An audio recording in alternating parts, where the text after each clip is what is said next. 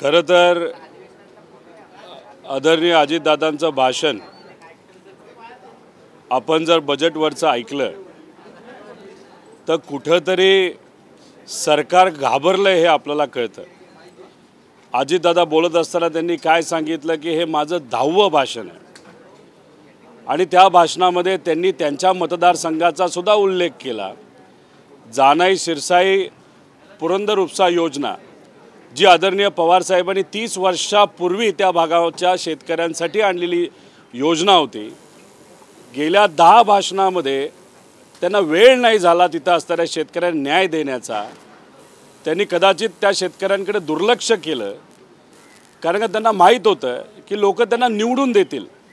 पण याच अधिवेशनामध्ये त्यांनी जानाई शिरसाई आणि पुरंदर उपसा योजनेचा उल्लेख केला कारण पवार साहेब स्वतः त्याच्यामध्ये आता लक्ष घालून आहेत। साहेबांनी आणली विस्तार जर या सरकारला करता येत नसेल तर मी स्वतः लक्ष घालू असं पवार साहेबांनी सांगितलं। त्यामुळे कुठेतरी दादा घाबरले होते। ओएसिस फर्टिलिटीच्या तज्ञांनी IVF उपचार पद्धतीद्वारे 1 लाखांहून अधिक जोडप्यांना मातृत्व प्राप्तीचा आनंद दिला आहे। मोफत अपॉइंटमेंट बुक करण्यासाठी आजच संपर्क साधा। फडणवीस साहेबांच्या बाबतीत बोलायचं झालं तर गेल्या वेळेस त्यांच्या विधानसभा मतदारसंघातून गडकरी साहेबांना 60,000ची लीड होती, ती कुठेतरी 30,000वर आलेली। त्यामुळे गडकरी साहेब फडणवीस साहेबांच्या मनामध्ये सुद्धा भीती असावी आणि जे काही बजेट सादर झालं त्याच्यामध्ये आर्थिक प्रोव्हिजन जर बघितलं तर ते प्रोव्हिजन कुठेही त्या ठिकाणी दिसत नाही। खोलात जायचं झालं तर खूप काही खोलात जाता येईल, पण अधिवेशनामध्ये जेव्हा मला संधी दिली जाईल तेव्हा मी बोलेलच। त्यामुळे हे जे बजेट आहे ते खऱ्या अर्थाने लोकशाहीचं प्रतीक आहे असं कुठेतरी वाटतं। या सरकारला जो अहंकार आला होता लोकसभेमध्ये सामान्य लोकांनी तो मोडून काढला। लोकांना कुठेतरी हे सरकार घाबरले म्हणून लोकांना आपलंसं करण्यासाठी त्यांनी हे बजेट करण्याचा प्रयत्न त्या ठिकाणी केला आहे। म्हणजे मॅनिफेस्टो असल्यासारखं हे बजेट आहे। त्यामुळे हे सरकार घाबरले सामान्य लोकांना, ही खऱ्या अर्थाने आनंदाची गोष्ट आहे। पण ह्याच्यामध्ये खूप मोठ्या त्रुटी आहेत, त्या खोलात जाऊन अधिवेशनामध्ये आम्ही 100% त्या ठिकाणी मांडू। शरद पवार यांच्याकडे अजित पवार गटाचे काही नगरसेवक भेटायला गेलेले आहेत, स्थानिक शहराध्यक्ष देखील भेटायला गेलेले आहेत। असे अनेक लोक आहेत जे इच्छुक आहेत आदरणीय पवार साहेबांच्या मार्गदर्शनाखाली काम करण्यासाठी। अनेक आमदारकीला इच्छुक असणारे सुद्धा नेते आहेत, नगरसेवक म्हणून लोकांची सेवा करण्यासाठी सुद्धा अनेक इच्छुक आहेत। त्यामुळे हा आकडा येत्या काळामध्ये वाढतच जाईल। घ्यायचं कोणाला शेवटी हा निर्णय आदरणीय पवार साहेबांचा आणि जयंत पाटील साहेबांचा असणार आहे।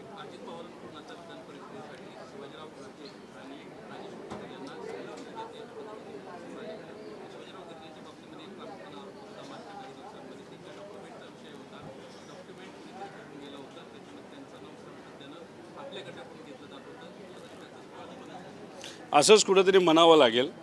खरं तर अपेक्षा होती की मकरंद पाटलांचे जे बंधू आहेत त्यांना सुद्धा त्या ठिकाणी कुठेतरी शब्द दिला होता, त्यांचं नाव पुढे येतं का काय असं वाटत होतं। अशी अनेक नावं आहेत जे असं आम्हाला वाटत होतं ह्यांना मिळेल त्यांना मिळेल, पण आता ही जी 2 नावं पुढे आलेली आहेत, एक तर तुम्ही म्हणल्यानुसार डॉक्युमेंटची ज्यांच्याकडे जबाबदारी होती अशा व्यक्तीला तिथं उमेदवारी मिळेल आणि दुसरं जे नाव आहेत ते तेच असेल का बदललं जाईल हे येत्या काळामध्ये आपल्याला बघावं लागेल।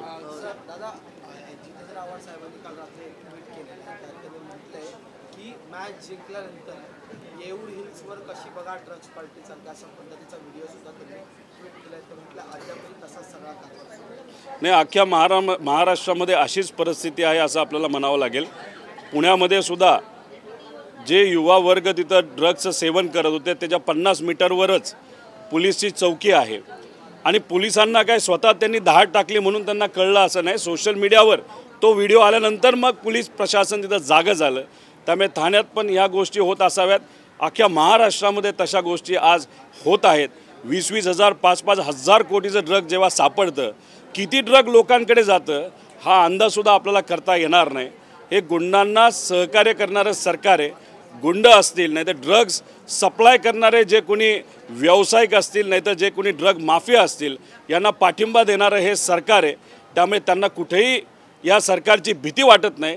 खऱ्या अर्थाने येत्या काळामध्ये महाविकास आघाडी सरकार आल्यानंतर हे जे माफिया लोक आहेत नाही तर गुंड लोक आहेत त्यांना खऱ्या अर्थाने कुठंतरी आपल्याला एक धडा शिकवला पाहिजे असं आम्हाला वाटतं.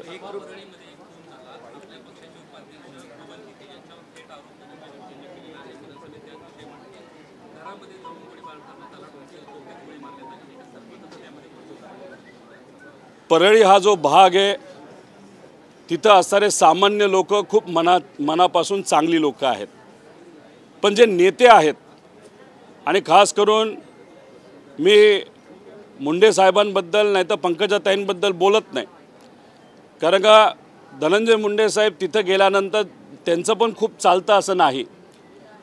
त्यांचे कुठले तरी पदाधिकारी कार्यकर्ते आहेत ते परळी मतदारसंघ ते स्वतः चालवतात.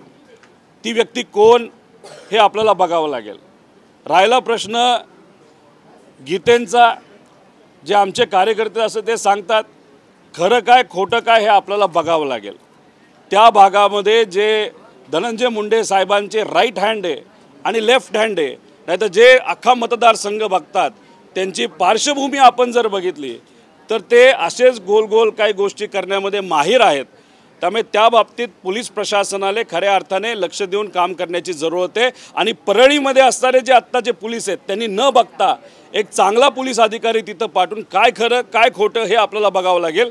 जोपर्यंत खऱ्या गोष्टी पुढे येत नाहीत तोपर्यंत धनुभाऊंनी सांगितलेलं नाव हे खरं आपल्याला ठरवता येणार नाही. कारण तेच बबन गीते ज्यांनी तिथं बूथ ताब्यात ज्या पद्धतीने भाजप घेत होते ते लोकांसमोर पुढं आणलं, त्याच बबन गीतेवर आता एक वेगळं तिथं कुठंतरी नाव घेतलं जाते असं मला वाटतं. नाही तर अडकवण्याचा प्रयत्न बबन गीतेला केला जातोय असं आता तरी वरून वरून वाटतंय. संभाजी भिडेंनी एक धक्कादायक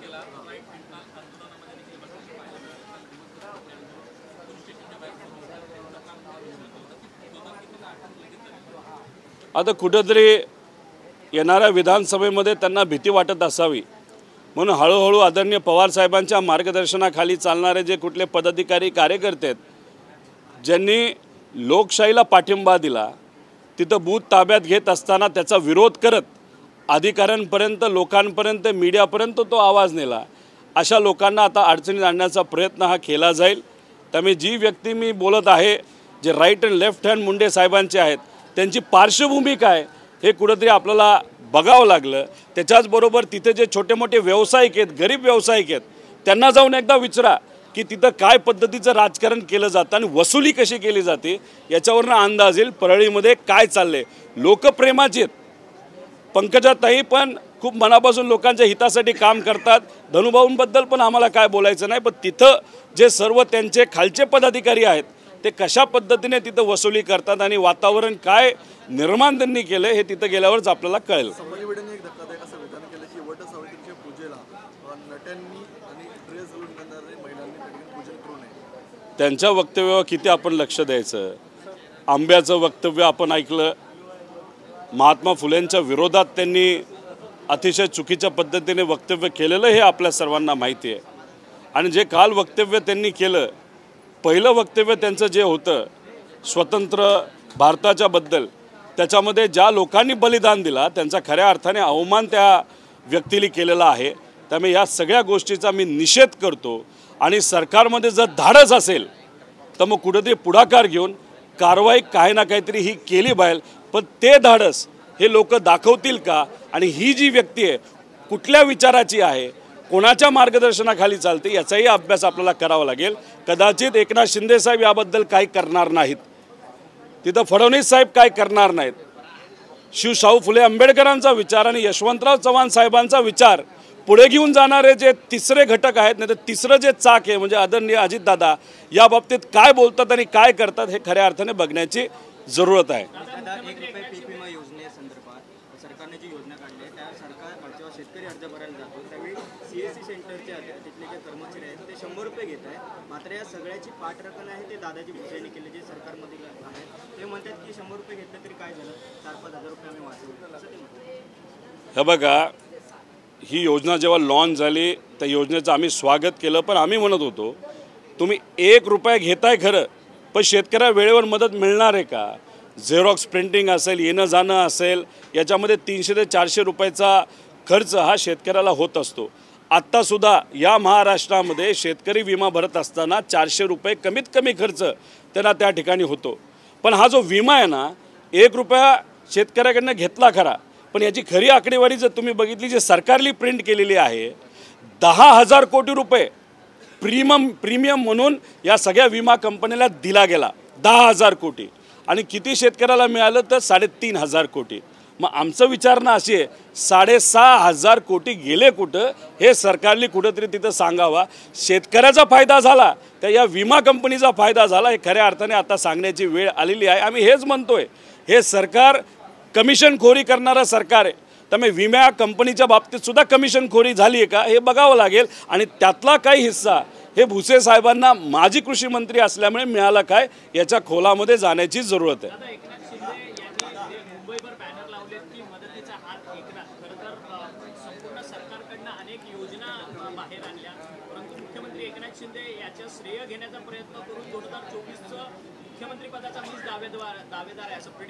एक तर या ज्या योजना आणलेल्या त्या कशा फसव्या आहेत हे आम्ही अधिवेशनामध्ये बोलूच.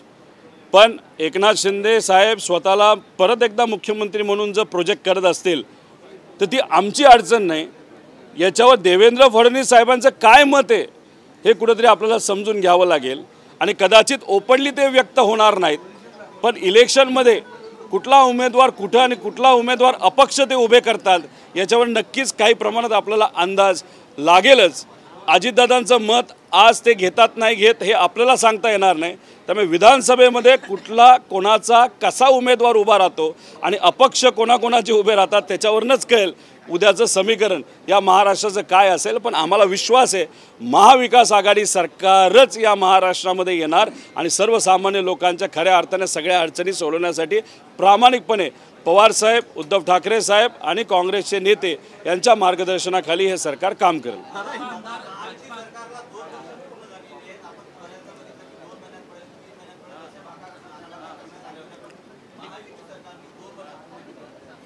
2 वर्ष पूर्ण केली असतील तर चांगली गोष्ट आहे. अजून 4 महिने सरकार चालवावं.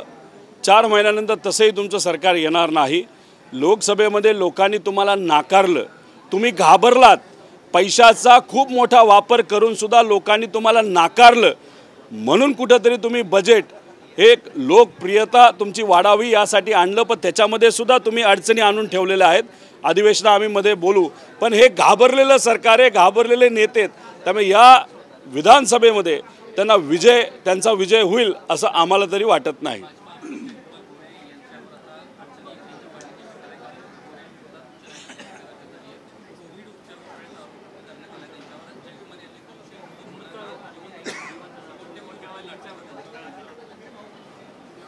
आता शेवटी ते भाजपचाच एक हिस्सा आहेत.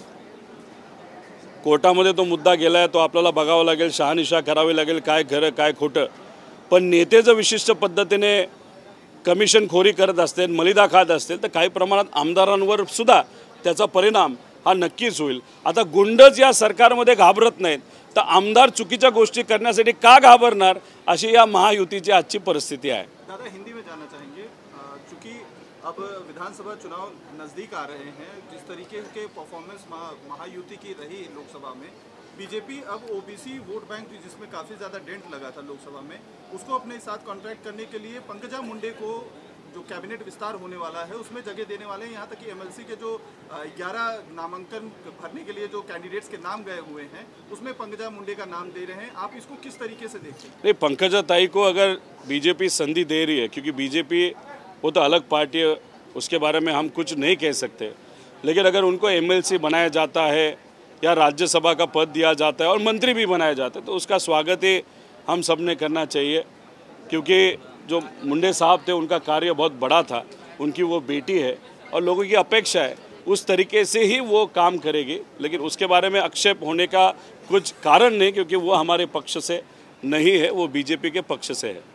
वोट बैंक को आप देखते हैं कि जो है क्या ओबीसी को वोट बैंक, देखो ओबीसी के बारे में करने के लिए कदम उठाया जा रहा है? ओबीसी के बारे में अगर कहना हो तो ओबीसी राजकीय आरक्षण जो है, जो राजनीति में एक आरक्षण होता है ओबीसी समाज का, वो धोखा में क्यों आया? क्योंकि भाजपा का एक कार्यकर्ता उसके खिलाफ कोर्ट में गया। उसके बाद ओबीसी समाज का राजकीय आरक्षण धोखा में आया, वो दिया नहीं गया क्योंकि वो विषय कोर्ट में है। अभी ये मैं कह रहा हूँ क्या, ये मैं नहीं कह रहा हूँ, ये भुजबल साहब कह रहे हैं। भुजबल साहब अभी बीजेपी के साथ है। तो ये जो भाजपा का सरकार है, ये सिर्फ समाज में तेढ़ निर्माण करने का कोशिश करता है। मराठा विरुद्ध ओबीसी, अभी मराठा समाज को आरक्षण उन्होंने दिया, लेकिन देवेंद्र फडणवीस साहब का ही कार्यकर्ता मराठा आरक्षण के खिलाफ अभी कोर्ट में गया है। तो अभी ये जो खेल चल रहा है समाज को एक दूसरे के खिलाफ लड़वाने का या दो धर्म के लोगों को एक दूसरे को लड़वाने का, ये अभी लोगों को पता चला है। लोकसभा में लोगों ने सोच के वहाँ पे महायुति को बाहर रखा है, और जब अभी विधानसभा का इलेक्शन होगा उसी तरीके का राजनीति हम सबको दिखाई देगा, और बीजेपी और उनके मित्र पक्षों को लोग सत्ते के बाहर रखेंगे, ऐसा हम सबको विश्वास है। क्रिमिनल लॉ जो है आज से इम्प्लीमेंट हो रहा है देश में, क्या लगता है कुछ बदलाव जो है कानून में आने वाले जब ये लॉ? नहीं, उस क्रिमिनल लॉ का बहुत डिटेल में स्टडी करने की ज़रूरत है। उसमें जो रेटिना स्कैन है या फिंगर स्कैन है, अभी देखो जो बड़ी बड़ी ऑर्गेनाइजेशन जैसे ईडी है, सीबीआई है, उसका बहुत गलत तरीके से इस्तेमाल सत्ता में जो कुछ कोई पार्टी होती है, खास करके बीजेपी, उसका इस्तेमाल करती है। अभी समझो ये जो रेटिना स्कैन और फिंगर स्कैन, ये जो नई नई चीज़ें या फेस स्कैन है, अगर सिर्फ किसी पे एलिगेशन हो कि हाँ इसने चोरी की, तो उसको अंदर लिया जाएगा, पूरा तरीके का स्कैन किया जाएगा। ये जो अपने आइडेंटिटी है, मतलब डिजिटल, क्योंकि आगे जाके सब डिजिटल वर्ल्ड होने वाला है, ये पूरी आइडेंटिटी सरकार अपने पास रखेगी। और आगे जाके अगर एक आध जगह पे कुछ गलत चीज़ होती है, हम वहाँ पे नहीं है, फिर भी हमारी जो डिजिटल आइडेंटिटी है उसका इस्तेमाल करते हुए हम वहाँ पे थे, और उस तरीके से एक आध व्यक्ति को गलती से भी सरकार चाहे राजनीति करने के लिए उसको अटका सकती है। तो ये जो चीज़ें हैं बहुत घातक है, इसलिए सब लोगों ने इस पर चर्चा और सोच देने की ज़रूरत है, ऐसे हम सबको लगता है। विधान परिषदेच्या मतमोजणी सुरू आहे। नाशिकमध्ये मतमोजणी केंद्रावर गोंधळ झाला आहे। एका मतपेटीत तब्बल 3 मतपत्रिका जास्त आहेत। एकूण मतदान आहे ते 935 झालं आहे, मात्र आता मतपत्रिका निघाल्या आहेत 900. बघावं लागेल, म्हणजे आता EVM मध्ये काय गोष्टी होऊ शकतात असं आता एलॉन मस्कच तिथं म्हणतायत। आता या मतपत्रिका ज्या मॅन्युअल असतात त्या बॉक्समध्ये टाकताना 100 असायला पाहिजे, तो आता 103 निघाले असतील, तो खऱ्या अर्थाने ह्याच्यामध्ये लक्ष देण्याची जरूरत आहे। म्हणजे लोकशाहीचा कुठेतरी खूनच खऱ्या अर्थाने हा होतोय, पण शहानिशा करून याच्यावर अजून विस्तारमध्ये मला येत्या काळामध्ये बोलता येईल।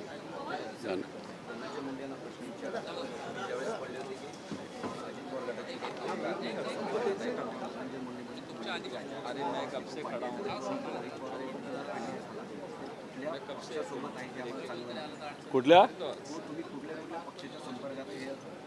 आता माझ्यावर अन्याय होणार हे मला माहीत होतं, माझ्यावर कारवाई होणार, ईडीली कारवाई केली, त्याच्यानं सीआयडीली कारवाई केली, बऱ्याच कारवाई त्याच्यावर मला झाल्यात।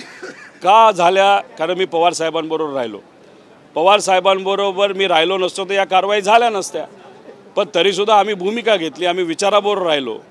त्यामुळे आत्तापर्यंत जो संघर्ष आम्ही केलेला आहे तो विचारासाठी संघर्ष केला आहे, साहेबांबरोबर आम्ही राहिलेलो आहोत।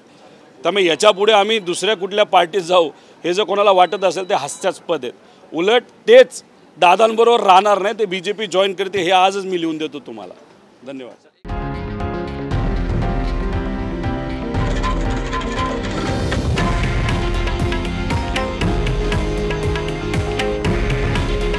हे आहे देशातील नंबर 1 न्यूज नेटवर्क आणि आपण पाहत आहात TV9 मराठी।